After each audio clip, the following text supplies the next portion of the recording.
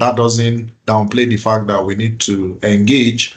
So let's always employ Julie's method. Please interject where you have an issue. I like how she will stop me. So you guys are like my bricks. So when I'm running, trying to beat time, out of 12 models, we've looked at 3 and want to see how to finish them. But then what validates our speed is your understanding. So please interject if you don't understand, I'll stop to clarify. So we looked at 3. You can go back to the videos. He didn't test any model in the last diet, so we don't know whether you test the model this diet. So be conversant with it and please pay rapt attention. I can see Aisha just came in. Aisha, you're welcome to the call. Nice to have you. Thank you, sir. Aisha, good evening. Good evening. Good evening to Daniel. Good evening, everyone. Good evening, sir. How's the day? Very well, Great. thank you. Nice to have you. Nice to have you. All right. So let's look at value chain analysis. The same Porter is the proponent of this model. That man is great. Michael Porter has been a revolutionist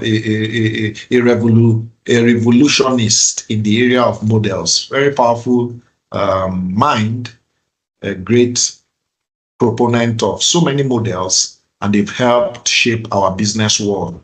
So his thoughts on these models are practical, especially in developed countries. In developed countries, and developing and underdeveloped countries have aligned the model to their businesses and systems, and they seem to work. Yeah, they seem to work. So Michael Porter is a wonderful mind we had, and the value chain analysis is also a proponent, or one of his thoughts or one of his products that has blessed the world. So the value chain analysis speaks to a program or a model that firms use to organize activities around their business. And what is business all about? It's about adding value. So if you ask yourself this question, what is value? So if I ask you this question, you keep hearing value, value, value. What does it mean? So let me don't assume everybody knows that. So let me start with Aisha. Aisha, in one sentence, if somebody asks you, what is value? Can you share your thoughts? Don't worry, don't get scared. Whatever comes to your mind. You've been hearing this word value. What does it mean? So speak to it. What do you understand by value?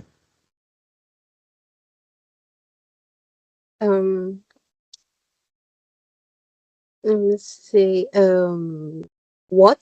The what of your business, not necessarily monetary. Like the impact or the what is value? I'll use the word worth. The worth of the business. Thank you for those thoughts. The what of a business. Thank you. Okay, so let me go to the next second person on the call. Faludun, let me hear your thoughts. When you hear the word value, what comes to your mind? One sentence, one word, one phrase. What is value? Please unmute and speak.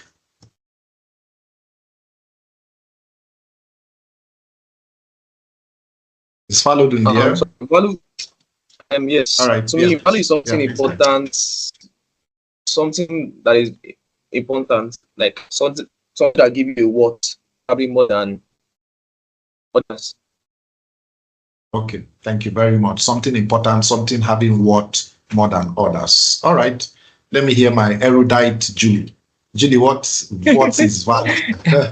I wish I know the word of that word erudite. Meaning of the word erudite.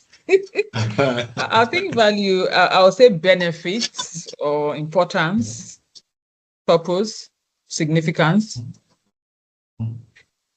Powerful words. Thank you. I like that. Okay, so let me hear Rufiat. Rufiat, what are your thoughts around value? What is value?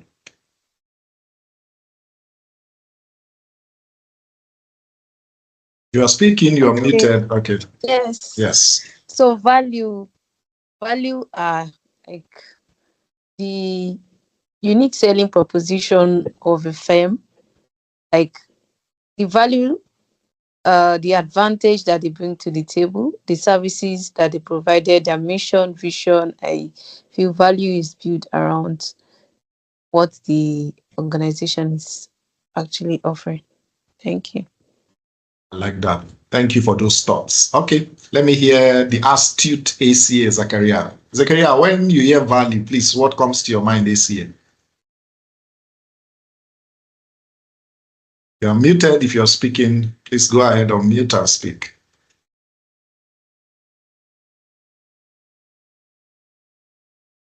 ACA, Zach, are you there? You're muted.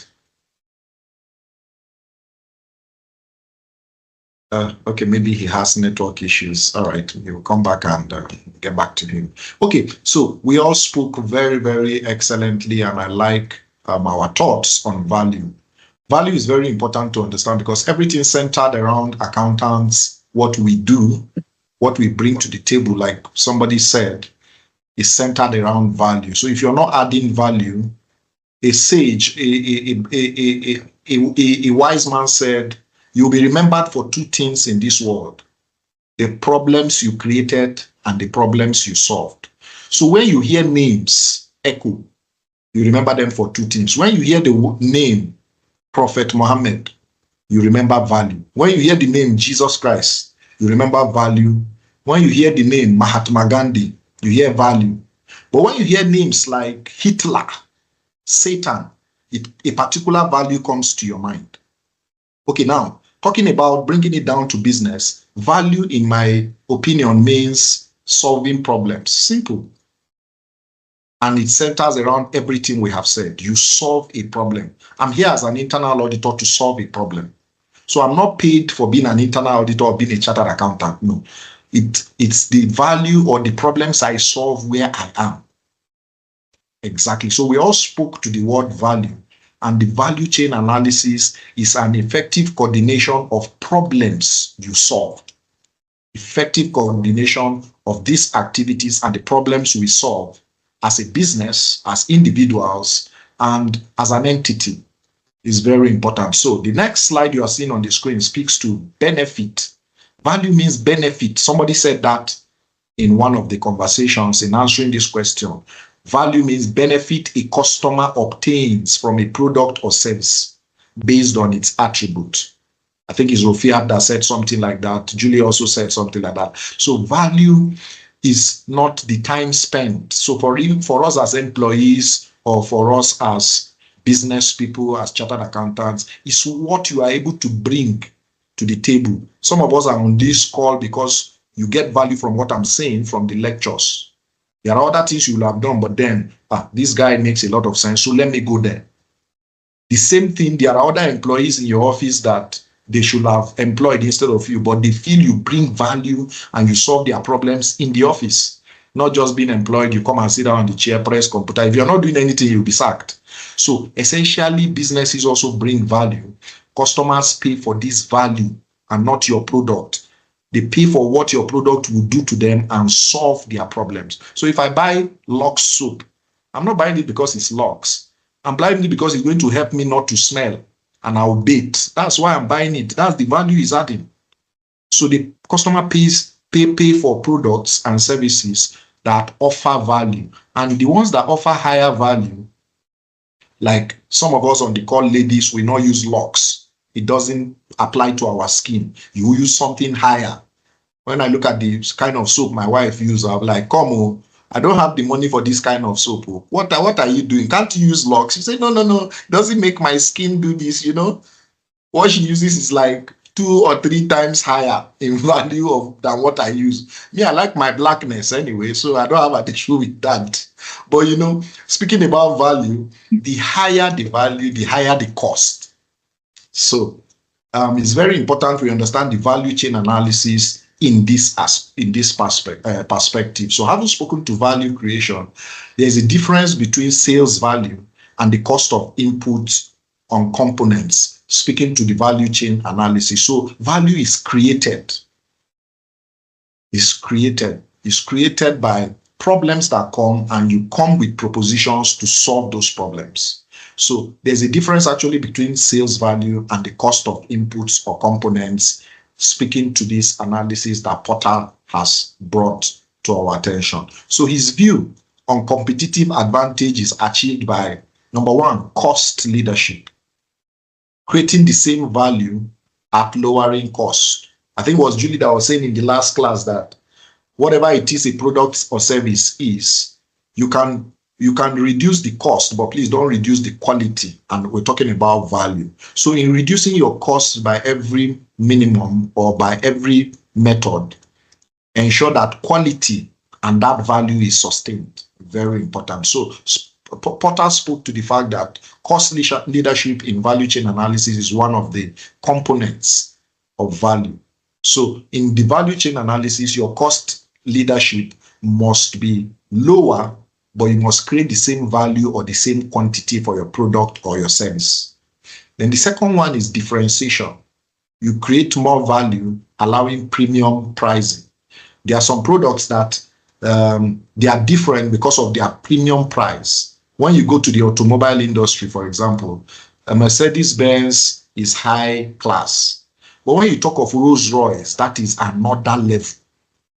Very few people in this country, you can count the number of people that have that kind of luxury car. Why? Is it differentiate? Is a different kind of product at a high premium price.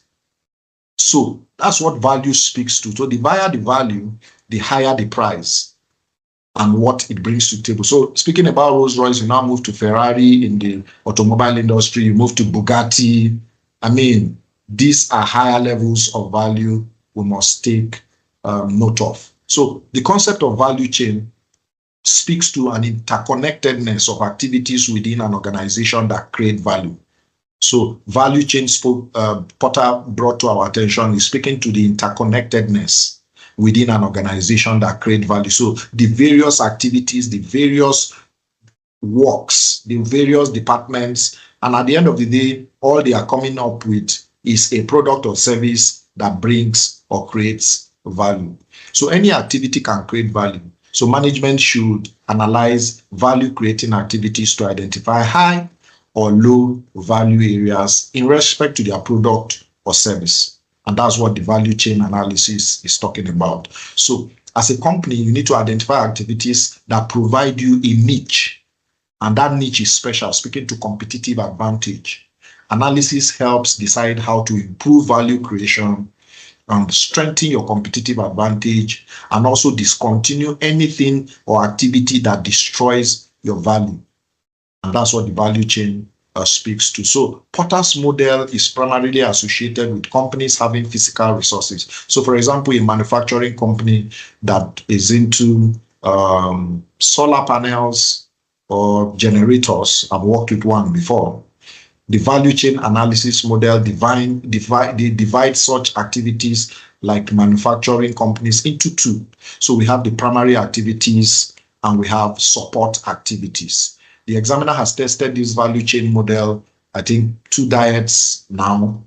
In past questions, he has tested this model in 2 diets. So you need to be conversant with the 2 activities of the value chain. So number 1, we have primary activities, and it's not secondary, but it's called support services. So the primary activities are those at the front line, the core activities of the business, those directly involved in the creation, sales, maintenance, and support. So, for example, where I work, the core business areas are radiology and laboratory, and those people drive the business. Then support are like the finance, audits, and those are the back end supporting them. So in a typical manufacturing company, we have primary activities directly involved in creation, production, sales, maintenance, support, after sales, and all those activities. Then we have the support activities, primarily the chain activities around inbound logistics, those that receive raw materials, process them into finished goods, and sell them out. Those that are at the office, attending to customers, taking data of those that want to buy their product or services. So the inbound logistics are among support activities. They are primary activities within the value chain. So we also have, aside the inbound logistics, operations, transferring inputs from the beginning, like raw materials, and metamorphosing them into finished goods or final products. So for example, branch operations, assembly of plants, fabrication of products.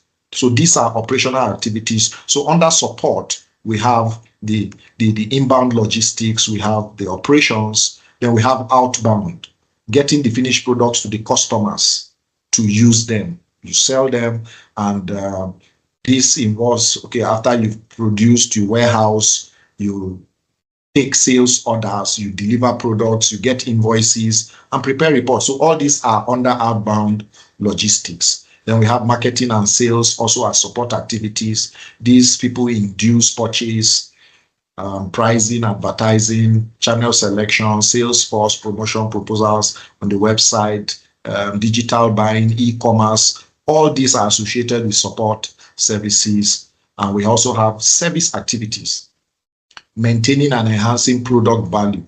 So customer support, repairing, repairs and installation, conflict resolution, complaint resolution of customers. So these are all service activities that are associated with the value chain. So let me don't rush too fast. Going back to primary activities now under value chain, we have main headers. So under the support activities, we have inbound logistics. So take note of it. You need to be conversant with these headers. Under support, you have inbound logistics, 1. You have operations, 2. You have outbound logistics, 3. You have marketing and sales, 4. Then you have support activities, 5. So take note of that under the value chain model. If I can remember the diet he tested this now, I would let you know there's a diet he tested this value chain so that you can look at how he spoke to. So now speaking to support activities, we have procurement. Procurement speaks to purchasing raw materials and everything that has to do with purchases in the organization, advertising, and getting bids from vendors and all that. And we also have technological development, research and development, those that are in charge of IT, helping the design, those that are helping to get new facts on products and services. Technological development are under support activities after procurement. Then we have firm infrastructure, those in charge of finance, planning, budgeting, investment department. For some bigger manufacturing firms, we have the legal department, quality control, quality management. All these are under the technology area of the firm. So support activities are sometimes overhead, but can also create value, like cheaper procurement, new IT systems. We improve employee skills by sending them for training. So company can use these primary and support activities to build a niche or blocks around their valuable products and services they offer. So generally, speaking to the value chain model, we have mainly the primary and we have the support activities that help foster how an organization looks. And if you look at how most organizations are modeled from small to large, you see that there are those at the core front driving the business, and there are those at the back supporting. So Porter's value chain analysis speaks directly to this model.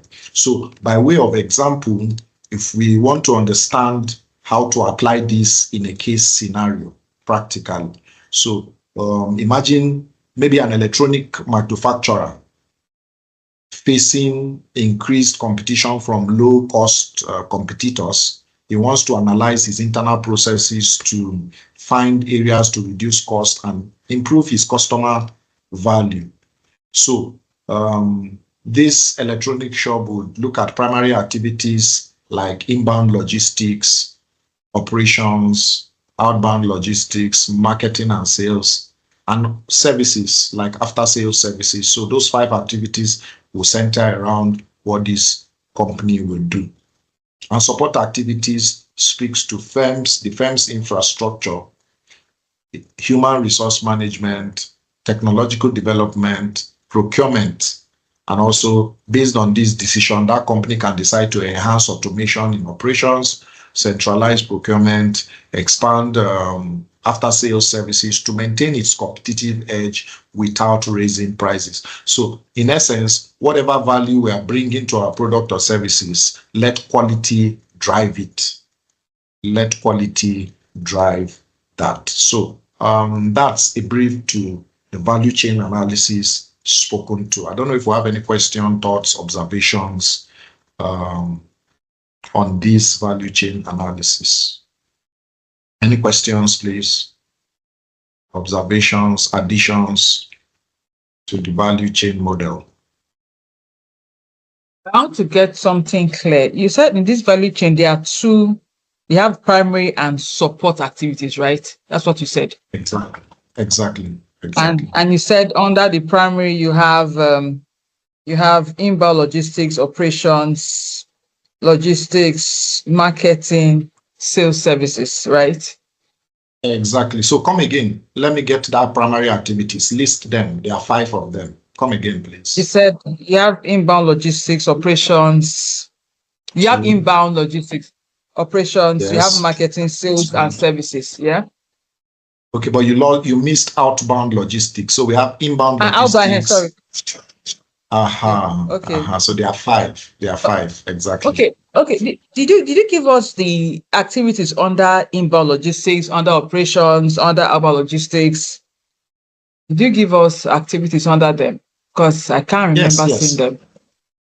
Oh, okay. So speaking to So speaking to that, let me just go back a bit to inbound logistics. So as you can see on the screen now, support activities looks at like receiving inventory control of inputs, customer access, data collection. So these are activities under inbound logistics. Okay. Yeah. Then operations. Then operations like transferring those raw materials that are in the inbound logistics, the inventory you receive, transform them into the final products in the branch operations, assembling and fabrication. So that's what operations speak to. Then outbound. So after you transform them, then outbound, you get them into the market. Let customers buy, fulfill orders, and get money. So that's what outbound logistics speak to. Okay. So marketing and sale is to induce purchase. Make sure your products are going viral. People are buying, they are promoting the products digitally through e-commerce or physical sales. So marketing and sales speaks to that, and that's the 4th one.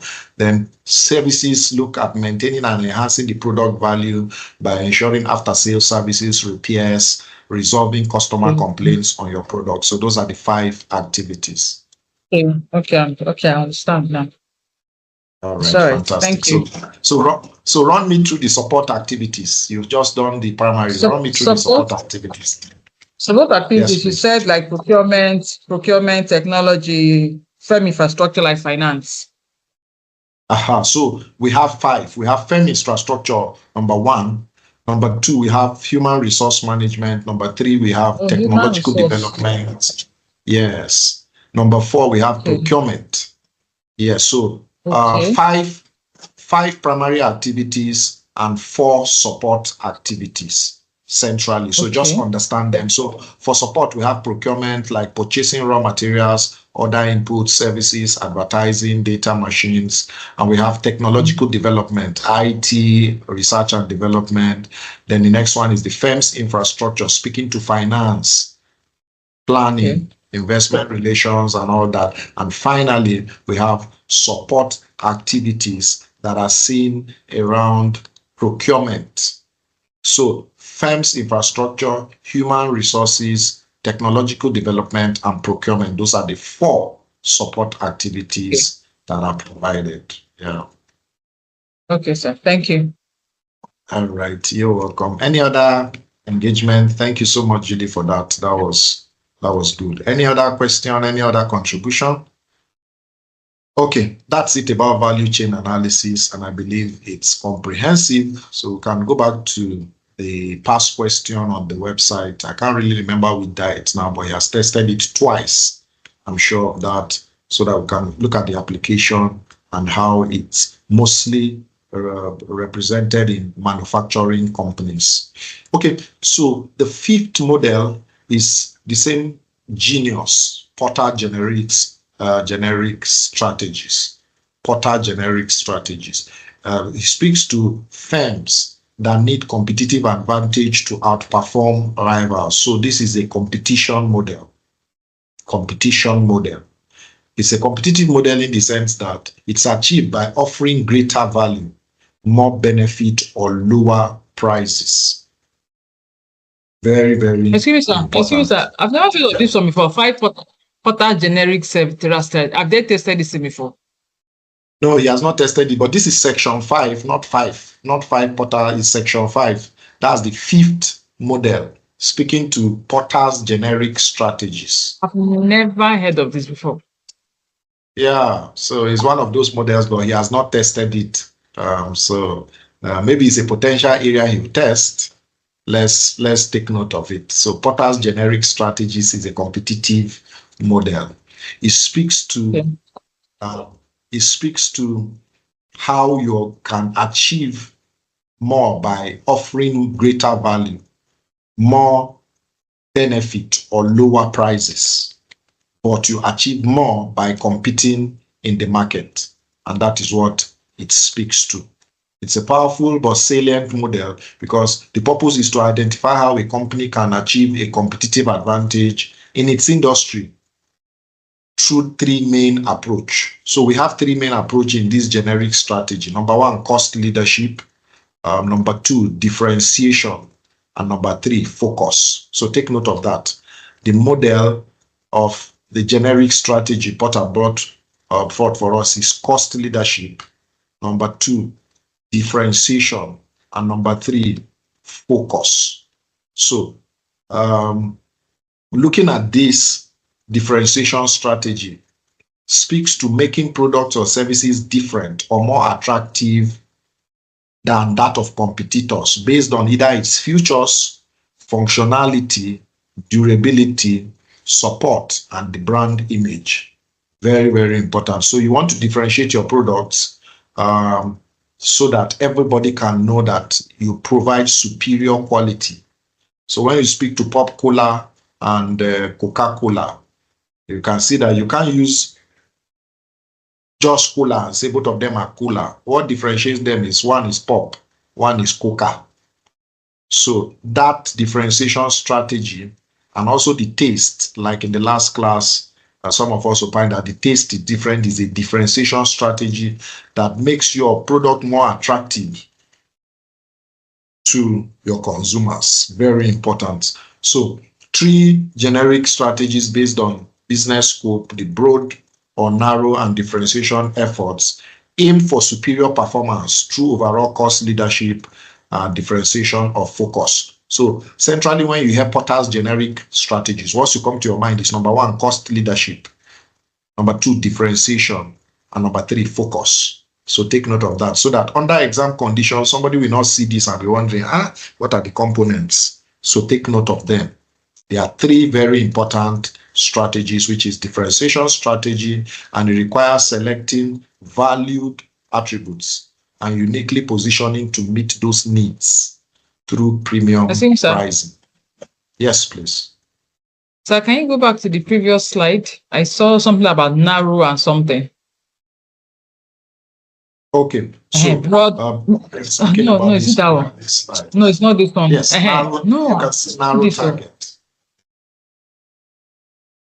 Let's see the next one. Yes, you spoke to narrow. You spoke to narrow, so this is narrow target. Okay, let's broad or narrow and differentiation efforts.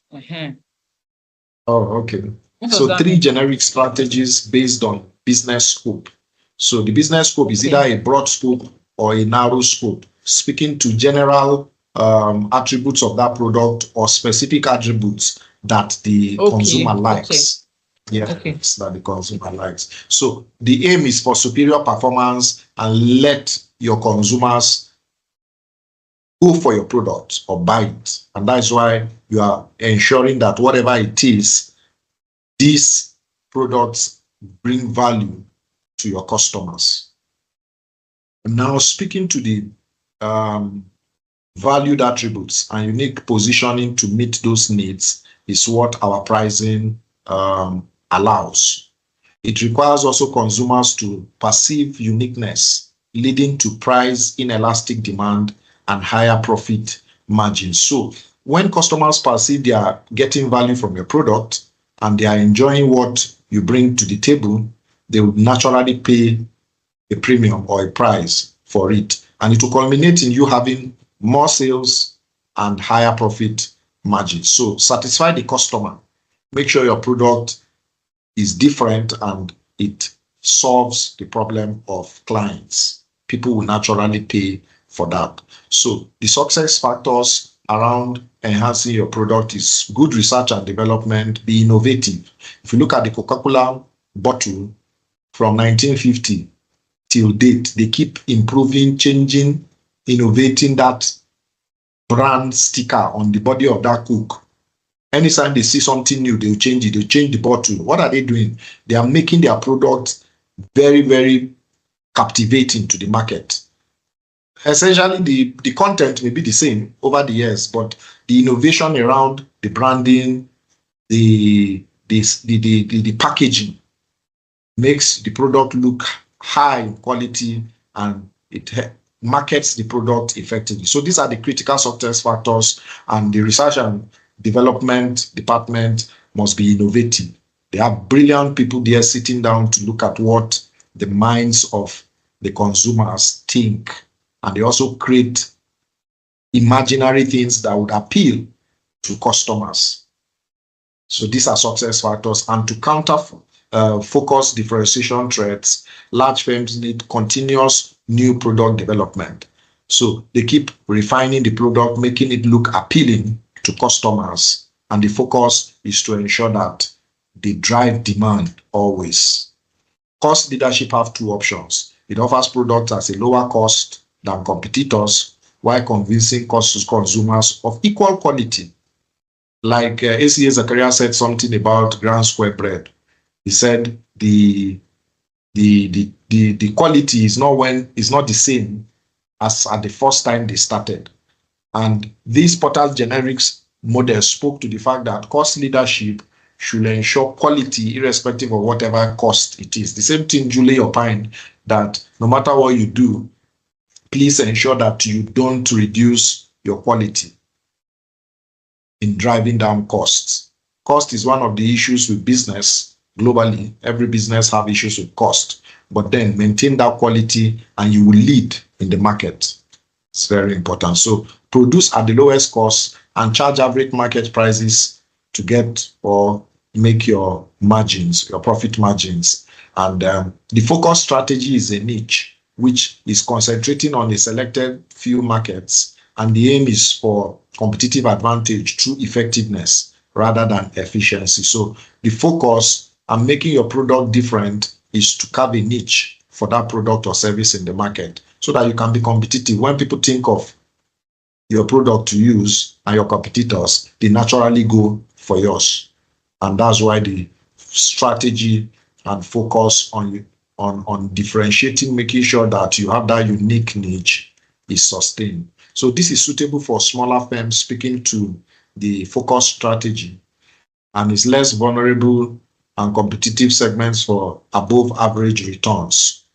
So two variants: the cost focus, you are seeking advantage within a specific market or segment. Cost leadership is a niche, and you focus on small portion of the market with a unique product to derive some revenue and some profit. And we also have differentiation focus, seeking differentiation within a specific market segment, which aims to stand out on quality within the niche. So what you are doing is you are employing the cost focus and also the differentiation focus. Cost focus is reduce your cost to the barest minimum, but maintain quality. Differentiation focus is maintain that brand that is different from other brands so that it is easily identifiable and you get customer loyalty based on that. And these two strategies help you to carve a niche. So centrally, in speaking to the Porter's generic strategy, number one is the cost leadership. Don't forget that. The differentiation, then the focus. Cost leadership, differentiation, and focus. So it's essential that we will be able to apply this. I'm not sure he has tested this in any diet. So it's a potential examinable model. It's very important we take note of that. And these three components, you could speak to them when you remember them under exam conditions and also apply them to a case. Okay, so we've just looked at Porter's generic strategy. And any question on this fifth model? Any question? Addition, contribution, and observation. All right. Okay, so let's look at number 6 by the same legend again, Porter Diamond's model. This man is just a gift to humanity. All right, so he argued that a nation, so this model speaks to a nation now, not businesses specific. So he's speaking to a nation and how nations are modeled. He was speaking to a nation's competitive advantage that goes beyond just natural resources like we boast of in most African countries. That is significantly, this model speaks to significant influence of the dynamics of the domestic market where the nation is domiciled. So nations also have natural, human, intellectual resources. So he believed, Porter believed that companies thriving in a strong home market develop competitive strengths that can be leveraged by international success. So he's speaking to nations. When you look at developed nations, they try to aid or help businesses thrive by providing infrastructure, provide everything easily available for businesses to thrive and make it in those environments. And that's what's bedeviling the developed or underdeveloped countries. There's no infrastructure to drive business growth. And that's why most businesses in this part of the world struggle. So Porter believes that companies with a strong home-based market develop competitive strength and can leverage it for international success. So look at the conglomerates, the big multinationals that come into our country from other countries. They are comfortable in their country, they've done well, so they decide to go out and make international success. Some in this part of the world, Africa, we have few, but then the influence and the impact are not as much as those that their infrastructures are well established. So his model analyzes 4 interconnected factors that contribute to a country's competitive and comparative competitive advantage in specific industry. And what is the key driver? Innovation. Innovation. So innovation is the key driver of the 4 interrelated factors. So when you hear Porter Diamond's model, number 1 is the favorable factor condition. So think of number 1 as the favorable factor condition. This means inputs used in production. So number 1 is the favorable factor condition, and that those are inputs used for production. He categorized them into basic factors like naturally existing resources, land, minerals, and climate, which mostly we have. So these are basic factors. Then we have advanced factors, which are created over time: labor skills, intellectual property, technological resources, and infrastructure. So under favorable factor conditions, we have 2. We have basic, the normal resources, and the advanced, the built resources, developed resources. So he argued that the disadvantages in basic factors can drive innovation, leading to competitive advantages. So for example, Japan's just GIT system of production is due to limited land. So they try to produce and sell at the same time. That's what the just-in-time speak to. You produce and sell because you don't have limited space to store those things. And you can see that natural resources sprouted them to come up with a system that helps solve their problem. So he argued that disadvantages could be turned into advantages if we sit down and think of how to make things work for us. So having spoken to favorable factor conditions, the next one is related and supporting industries. That's the second component. The presence of competitive suppliers and related industries within a region is very vital. Competition from local suppliers offer cost-effective and innovative products. It's not good to have monopolies or oligopolies where we have two or few players in the market. Monopoly is one player in the market. When you have competition, it helps the consumer or the client make choices, and it drives down prices and make cost easy to reduce, both from the customer or the client perspective. It further enhances that suppliers also provide competition for global players in the market. So successful related organizations can also benefit from each other's expertise and encourage the development of complementary products. So generally, related and supporting industries help drive competition, reduce prices and costs, and this speaks to Porter Diamond's model. And number 3 component is demand conditions in the home market where that company is domiciled. The nature and size of the domestic market plays a crucial role in determining the success of that company. So a large domestic market can enable economies of scale that is widespread, going out, expansion. So more importantly, sophisticated and demanding local customers who seek advanced, high quality and innovative product can drive domestic firms to innovate and achieve international competitiveness. So the demand conditions in the home market helps businesses, and where businesses don't thrive in this part of the world because basic things like power and other infrastructure like the roads that are not too good would make businesses struggle, and demand may not be as it's forecasted.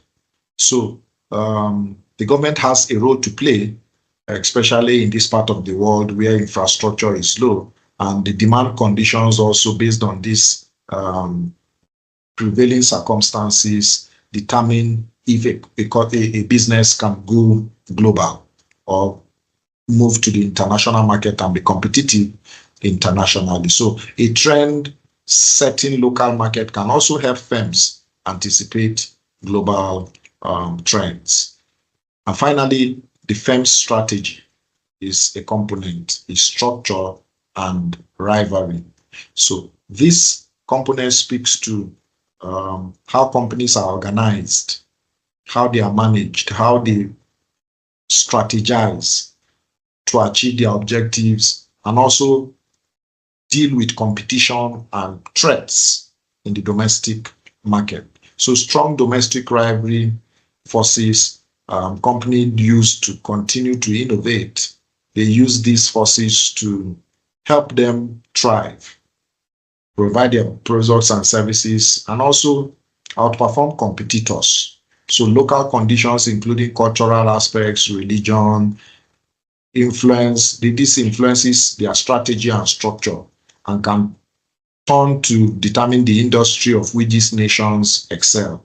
So government and businesses, we cannot separate them. They can only work in synergy, not in silos. So if you look at developed countries, what they do is they provide an environment, enabling environment with infrastructure for businesses to thrive.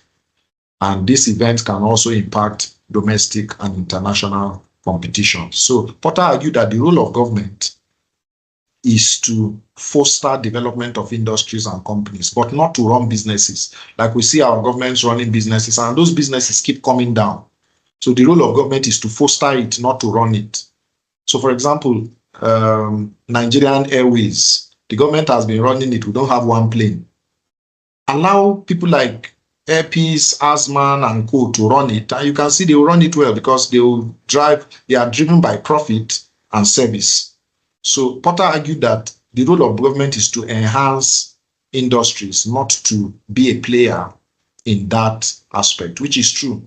And also the role of government is to invest in infrastructure, education, as well as encourage innovation, and it will help drive entrepreneurs to provide products and services and support for specialized factor creation, stimulating local rivalry and also culminating international spread of that same company. So we limit the limiting factor of cooperating with government to enforce this. You see that in this part of the world, we don't really trust government. When you pay taxes at times, you are wondering, why am I paying taxes? What are they doing with the money? Why? It's because you don't see the infrastructure on ground. And so we need massive improvement in those areas. And it creates demand for advanced products through public procurement, and it helps businesses to thrive. So in essence, this model provides a framework for understanding how a combination of factor conditions, number one, related and supporting industry, number two, demanding home market and intense domestic rivalry, which creates a dynamic environment and helps fosters innovation, ultimately leading to national and international competition and advantages all over the world. So in summary, this model is also a special modeling that is not being tested, but then take note of the four components or determinants. The factor conditions, you're looking at the basic and the advanced raw materials. Then you look at human resources is advanced. Then you look at demand conditions, the demand for the products in the home market and internationally. Then you look at related and supporting industries, the presence of suppliers and competition that drives price down. And we look at the firm strategy, structure, and rivalry, the conditions governing how companies are created, organized, and managed alongside the nature of domestic rivalry. So it's important that it's important that intense competition in the home market drives firms to innovate and improve. So competition is not a problem, but it's a challenge that needs to sprout a company to think wiser and move forward in their endeavors. So that's it about Porter's Diamonds model. It's one of those models that has not been tested yet. I don't know if we have any questions on this model. Any question on Porter Diamonds model, please? Okay, for me. Okay. Sir, sorry, I don't have any. It's not a question per se, but sir, can you have you sent me this material on these models last night? Yes. I don't know if you can help us share it. Oh, sure, AC. I will share it immediately after this class. I'll share the material. All right, sir. Thank you, sir. All right. Okay, so we have 5 more minutes. Let's look at benchmarking. It's a short model, but it's not by Porter. So Porter did not propound benchmarking. So let's look at benchmarking, and we should be able to close by 10 so that we can rest. So this final model for the night, number 7, after we look at this, we'll just have 5 more. We'll look at it tomorrow. So I apologize to my Christian fellows. Please, we will not be having Easter. We had Salah. So we enjoyed with our Muslim brothers. Please, no Easter for us, especially in the evening. So tomorrow, there will be lectures. Friday, there will be lectures. Monday, there will be lectures. So I hope you are not offended with that, my Christian brothers and sisters. Julie and Falodun, I hope you are not offended. It's okay, it's fine. It's in the evening, so it's fine. So all activities go on in the afternoon, so. Yeah, exactly. So please, we'll have lectures on Friday and we'll have lectures on Monday. I won't put Saturday and Sunday because some of us have physical lectures and online. But please, Friday and Monday, we need to catch up. Madam Juliet, you like please book? Go ahead, this year. Come again? I like what? I said, Madam, you like book too much. You think so? Hey. And maybe yes, you know plenty, but me, I don't know plenty. That's what I'm trying to know, so I don't fail again. You understand? I don't want to fail again. It's not that she doesn't want to fail. Exactly. She doesn't want to give ICAN money. She doesn't want to give us money. That's the problem. Don't want to fail again. That's why. God help us all. May God help us. I can't imagine feeling. No, it won't happen again. The second time. God help us. Amen. So, all right. So Zachariah, I don't want to. I mean, you don't want to come for the lectures Okay. Well, No, you can't. I'm tired, you know. I'm tired. Are you joking? Okay. This is the third time I'm writing this thing, so I'm tired. Well, like, this will be the third time. Aisha, you want to go and sleep? Aisha, do you want to sleep? Honestly, so my Aisha eyes is are tired. closing. I didn't even know when they finish. Yeah. Listing. Oh yeah, let's run through benchmarking quickly so that we can go and rest. All right, let's run through benchmarking. Okay. Aisha is already getting to sleep. Okay, so benchmarking is speaking to continuous process improvement. So a wise man said the greatest room in this world is the room for improvement. So continuous process of measuring products and services. The aim is to improve, and you measure your products or services against toughest competitors or industry leaders, and you call them the best in the class. Set standards based on best practice model, and that is what benchmarking is all about. So when you look at products like Toyota and Honda, Sokori Honda was working with Toyota one time, and he left Toyota, if you look at his story, and went to start Honda. So when he started Honda, he started benchmarking his cars with Toyota. And in this part of the world, there are some people that love Honda cars, like I ride one, and they'll tell you they don't like Toyota cars. Why? Because he benchmarked his standard based on that company where he worked for. And most of his models, you will see that if Toyota does a model, he'll come up with that same model that looks alike. His research and development team used Toyota as a benchmark as where he has worked. So if you look at his story, you see a story of success that was founded on benchmarking. And it's good. It's in businesses, benchmarking is good. It helps you set a standard for yourself based on best practice and based on models that we use. So if you don't have a model, you just be providing services. You don't know if you're succeeding or not. And that's what benchmarking generally speaks to. So benchmark is a firm providing best practice for comparison. That's just what benchmark means. You compare Coca-Cola and Pepsi. Some people tell you I prefer Coca-Cola. The taste is not different, but then they're almost the same. So Pepsi is always benchmarking themselves with Coca-Cola. Those are the leaders in the beverage industry. So what is the purpose is to drive improvement. That's just it. You want to be the best. So you benchmark with somebody to become as good or as better than that person. And that's what benchmarking is generally speaking to. The process is continuous. So it's a journey that does not have a destination as a business person. So when you're going into business, you have a journey, and most business that are successes, they outlive the founders. And that's why in this part of the world, you see that some people found business and they even die. The businesses die and they are even still alive. But when you see big businesses around the world, they outlive the founders. So when you hear of Kentucky Fried Chicken, he's dead today, but if you go to ShopRite, you see his shop there.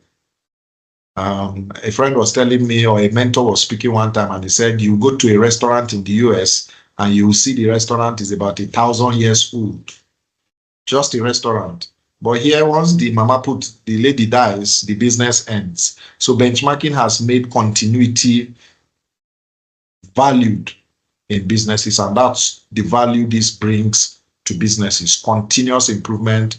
It outlives the founder. You've gone, but those that continue the business, your children, your children's managers and all that, they come and they continue the business in perpetuity.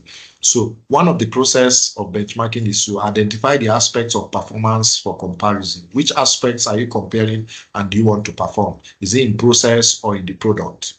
Select a suitable benchmark partner, like Honda selected Toyota to benchmark his products. Number 3 is compare the products or services or the processes to see if they match.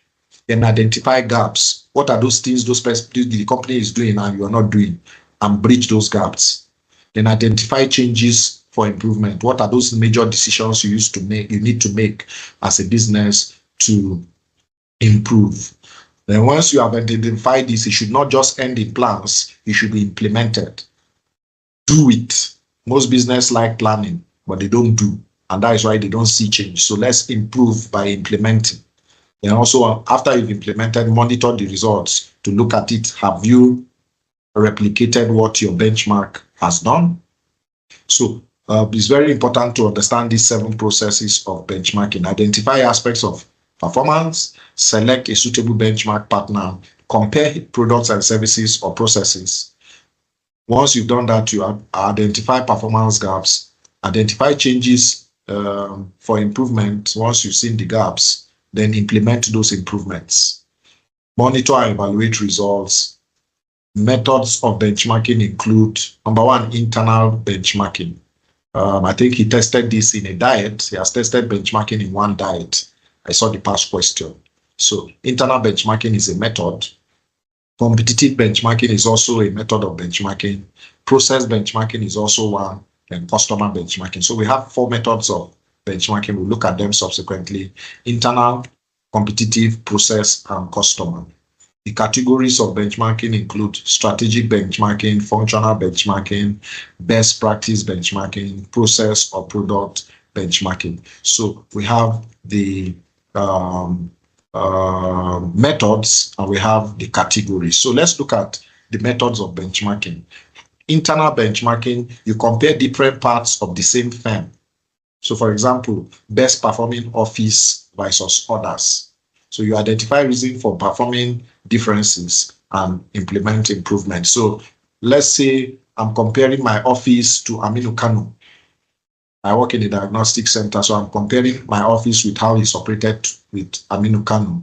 Aminu Kano is bigger, larger, they've been there before us. So you are, for example, comparing your office, and that is internal benchmarking. Whatever you're doing internally, you're comparing it with another standard outside to see if you meet that standard. So process benchmarking includes best practice. You're comparing a specific activity or process with excellent performance in different industries. So you seek best practice operational systems to operate. So for example, the process of we taking samples in the lab and how fast it is we bring the results, we compare it to maybe another company or diagnostics or the same Aminu Kano to see if Aminu Kano releases results of maybe your malaria test, blood genotype in 1 hour, and we are doing 3 hours. So we'll try to make the process faster, not to compromise standard or quality, but to also, if the Aminu Kano is doing 1 hour, we should be able to do at least 1 hour, 30 minutes and drive down the process to be able to do also 1 hour, improving the process based on the benchmark or system somewhere. So that's for process benchmarking. The purchasing, call handling are examples of that. Often involves information sharing, non-competitive industry can inspire copying. So all these are process benchmarks, areas you could help improve your process. Customer benchmarking, you use customer wants and expectation as a benchmark. So you compare what customer wants with what the company provides to identify and close gap. So if a customer wants something, that's why you are into business. You are not providing service or product based on what you want, but based on the need in the market. So you identify what is the need in the market or by your customers and what you are providing, bridge the gap. If what you are providing as a product or service is not meeting or adding value to them, you adjust, close the gap. And that's what customer benchmarking means. Then strategic benchmarking, you are comparing strategies of different companies at the planning stage with yours. You aim to understand why competitors are more successful. Like I said, Sokori Honda worked with Toyota, and when he came out, he started his own and benchmarked with Toyota, and today they are almost at par, even though Toyota is ahead, definitely, but then he has almost bridged the gap. So he understood what his competitor is doing and started with surveys to help bridge that gap. So aspects include of benchmarking include your objective, your competencies, capabilities, your products, alliances, and technological use. These are areas of benchmarking that should be taken note of. So the next one is functional benchmarking. After we've looked at We looked at process benchmarking. We looked at customer benchmarking, strategic benchmarking, look at functional benchmarking, comparing a core business function, a department. You can compare finance to the finance of another department with a successful competitor's performance of the same function. And the aim is all to drive improvement, explore improvement opportunities, and drive improvement. Then product benchmarking is known as reverse engineering. You are comparing a firm's product with a competitor's product. You analyze the cost, the prices, the concepts behind their product, and you design your own strength and reduce your own weakness, improve your quality, sustain it, and it involves physical product analysis, and that's what product benchmarking speaks to. So generally, benchmarking is all about process improvement, and that helps you to sustain and keep your product in the market. So the types include internal benchmarking, comparing performance metrics with the same organization or between departments or another department. Yes, please. I saw Julie's hand. Please go ahead and speak. Did you say anything about competitive benchmarking? Did I hear that? As a type. Yes, it's a type. So by way of recap, the types of benchmarking include internal benchmarking, competitive benchmarking. Let me rush back to the slide so that I can speak. What is competitive about, please? Okay, so these are the methods: internal, competitive, process, and customer. Okay, so let me speak to them by way of summary. Internal benchmarking is comparing your performance metrics with the same organization. Like I said, my office with an office in Aminu Kano. Then competitive benchmarking is comparing your service or products with that of direct cost competitors to assess relative performance. Competitors, your competitor. I say you are comparing against direct competitors. Yes. Okay. A competitor, yes, to assess relative performance. So like I use Honda and Toyota. He compared his company Honda with that of Toyota to stay and sustain his performance. So those are the method or types of benchmarking. So internal benchmarking, competitive benchmarking. Then we have number 3, functional benchmarking. You are comparing your organization in different industry that perform similar functions. So the organization may be in healthcare. You are comparing your organization with another organization in the same industry that performs the same service. And that's functional benchmarking.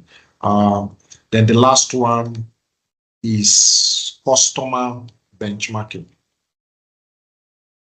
Customer benchmarking, and we're looking at. Talked about that. Okay, we've spoken about that. Okay, Can you briefly review that customer benchmarking, please? Okay. So customer benchmarking speaks to the wants of what the customer is patronizing you for. If a customer is coming to you, he's patronizing you for a value he's getting. So if he's complaining that this your drink is no longer sweet, you need to identify that. Please, let's add sugar for this customer. Maybe it used to be very sugary before, but you felt because of diabetes, now let's reduce the sugar. And the customer doesn't like it. So please add the sugar. There was an interview I saw with CEO of Coke, and the interviewer was complaining that the sugar is too much in this Coke. Please reduce it. He now said that is what the market wants. So that is customer benchmarking. The market wants sugar in their Coke. You can't reduce it and say diet Coke or low sugar Coke. Those that want it, they are producing for them. So what am I saying? You are comparing what your customer wants with what the company provides. So customer benchmarking, please give the customer what they want. And if there's a gap and complain, if you don't want to lose your market share, please close that gap. And that's what customer benchmarking speaks to. I hope you are clear on that, Aisha. Very clear. Thank you, sir. All right, fantastic. So I spoke to steps in benchmarking, identify what to benchmark, select specific processes, functions, or metrics to evaluate, select benchmark partners, identify organizations or industries to compare against. So gather your data, collect performance data through maybe surveys, interviews, and public records, through observations also. Companies can, and then the next step is analyze the data, identify the gaps between your performance and that of those you are benchmarking, then implement the changes and monitor the progress to see how you have performed. So generally, that's what benchmarking speaks to. So just understand the components of benchmarking, and if it features in a question, like ACA Zakaria said, I will share the document after the class so that you can go through it seamlessly and be able to follow through. So we've successfully been able to look at 4 models today, and we'll stop in this class.